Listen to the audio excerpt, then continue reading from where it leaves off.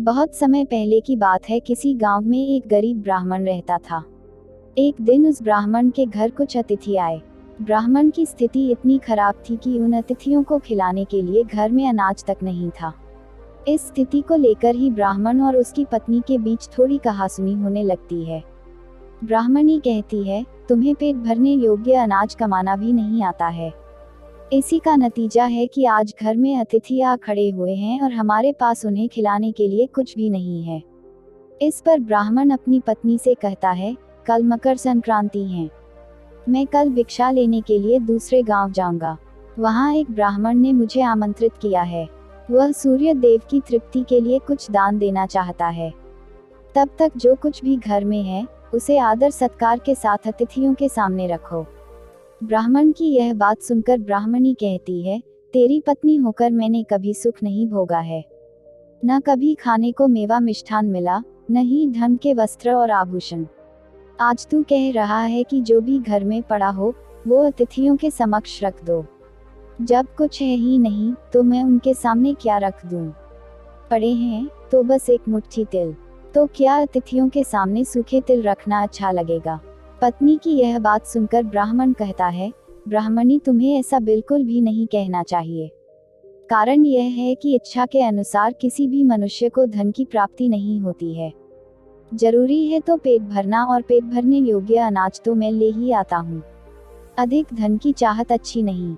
ऐसी इच्छा का तुम्हें त्याग कर देना चाहिए। अधिक धन की इच्छा के चक्कर में मनुष्य के माथे पर शिखा बन जाती है। माथे पर शिखा वाली बात सुन ब्राह्मणी बड़े ही आश्चर्य से ब्राह्मण से पूछती हैं, अधिक धन की इच्छा में माथे पर शिखा हो जाती है? मैं कुछ समझी नहीं, जो भी कहना है खुलकर कहिए। ब्राह्मणी के इस सवाल का जवाब देने के लिए ब्राह्मण अपनी पत्नी को शिकारी और गीदड़ की एक कहानी सुनाता है। ब्राह्मण कथा की शुरुआत करता है। एक दिन एक शिकारी जंगल में शिकार की खोज कर रहा था।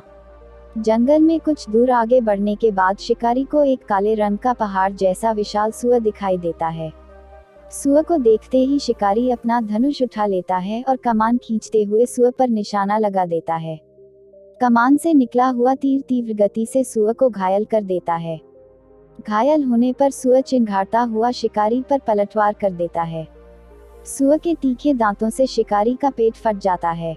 इस तरह शिकार और शिकारी दोनों का ही अंत हो जाता है। इसी बीच खाने की तलाश में भागता हुआ एक भूखा गीदड़ वहां से होकर गुजरता है, जहां शिकारी और सूअर का शव पड़ा हुआ था।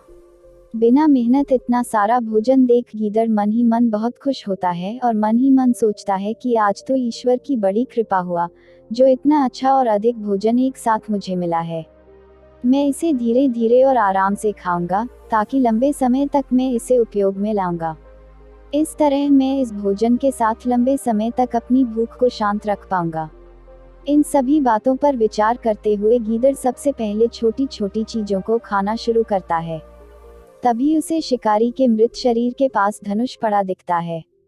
गीदड़ के मन में पहले उसे ही खाने का विचार आता है और वह धनुष पर चढ़ी डोर को चबाने लगता है। गीदड़ के चबाने से धनुष पर चढ़ी डोर टूट जाती है और डोर के टूटने से धनुष का एक सिरा वेग के साथ गीदड़ के माथे को भेदता हुआ ऊपर निकल आता है। गीदड़ के माथे को भेदकर धनुष का जो सिरा गीदड़ के सिर पर निकल आता है, वह ऐसा प्रतीत होता है मानो गीदड़ के माथे पर शिखा निकल आई हो। घायल होने के कारण कुछ देर बाद गीदड़ की भी मौत हो जाती है। इतना कहते हुए ब्राह्मण कहता है, ब्राह्मणी, इसीलिए मैं कहता हूँ कि जरूरत से अधिक लोभ से माथे पर शिखा आ जाती है।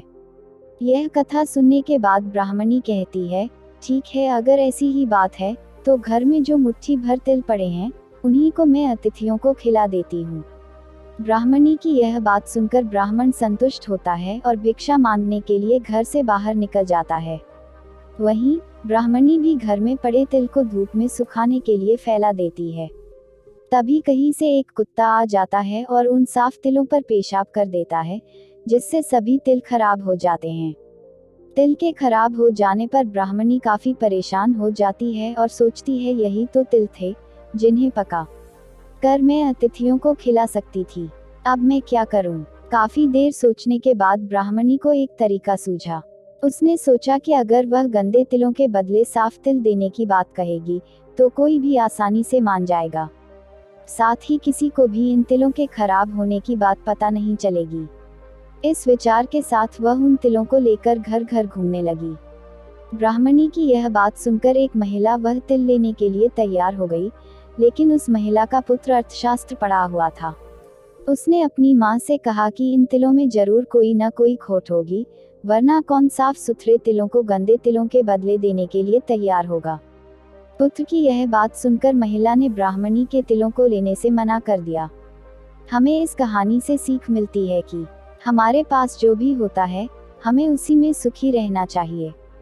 किसी के पास ज्यादा चीज देखकर दुखी नहीं होना चाहिए। तो दोस्तों, ये कहानी आपको कैसी लगी? लाइक और कमेंट बॉक्स के माध्यम से जरूर बताएं। मिलते हैं एक और ऐसे कहानी के साथ, तब तक खुश रहिए, मस्त रहिए। धन्यवाद।